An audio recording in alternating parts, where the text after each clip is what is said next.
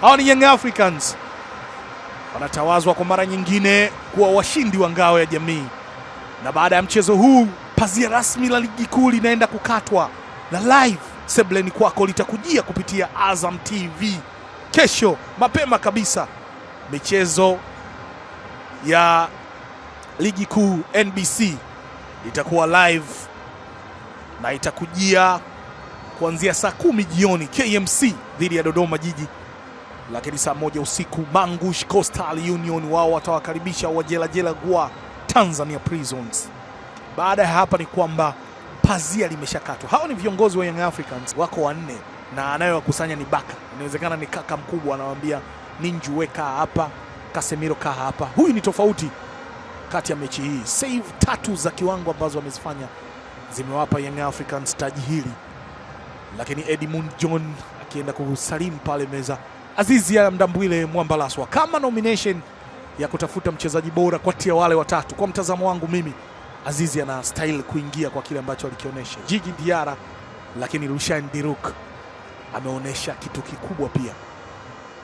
Pacome Pedro Zouzoua anaingia kwenye rekodi la kuwafunga Simba mara 3 kama ilivyo kwa Maxim Pia Nzengeli kwenye miaka hii waliocheza. Momo Dumbia mchezo wake wa kwanza mkubwa. Celestine Ekua, huyu hapa Pacome Pedro Zouzoua, nyota wa Young Africans.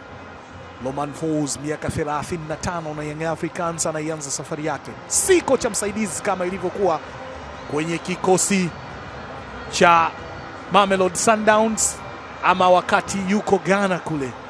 Kwa sasa ni kocha mkuu wa kikosi hiki na hii ni timu yake ya ufundi, madaktari, kit managers wale Mposo wanaonekana hapa. Lakini mkongwe kabisa kwenye benchi hili ni yule pale ambaye anafata baada ya security officer wa Young Africans. Huyu hapa Mpogoro, ukimpa shilingi 10,000 apokei kwa sababu ni nyekundu. Yeye anataka change iwe 2,000 au 5,000. Yuko Young African toka 1998. Ikiwa ndo viongozi, seti ya viongozi na yenyewe ndo inapita ikiongozwa na rais wa Young Africans, makamu wa rais na wajumbe na ex-coms. Mzee wa Yanga bingwa yupo Ghalib Said Mohamed. Yes. Hajaonekana hapa, amelala mbele. Ali Shaban Kamwe yupo pale kwa nyuma, lakini hii ndio sehemu ambayo watashangilia akiwa anasogea na jezi yake ya Tanzania kwenda kukabidhi ngao ya jamii hii. Anakwenda kupewa Captain Bakari Nondo Mwamnyeto pale, anakabidhiwa tu kwanza, lakini kuna utaratibu. Anaambia subiri, nini endeni kwanza. Nendeni ili nakaa hapo kwanza, alafu inabidi amshukuru Mwenyezi Mungu. Ni utaratibu tu ambao yuko nao. Lakini captain ambaye alikuwa captain wa mchezo leo hii naye yuko pale kwa maana ya Dickson Job. Hapo dua inafanywa, dua ya kuomba. Kwanza wanashukuru, lakini pia wanaomba Mwenyezi Mungu msimu unaofuata uwe mzuri. Wameshaanza vizuri, lakini uwe mzuri. Alafu amemshukuru Mungu. Anakwenda kwa mbele kidogo, anasujudu. Akiendelea kumwomba Mwenyezi Mungu na kumshukuru kwa kile ambacho anaendelea kufanya. Mataji ni mengi, makombe ni mengi ambayo ameabeba. Rasmi Young Africans ni machampion wa ngao ya jamii 2025. Wagonga nyundo hawa wanapiga kichwani na kichwa kimetoka manundu, kichwa kimetoka damu.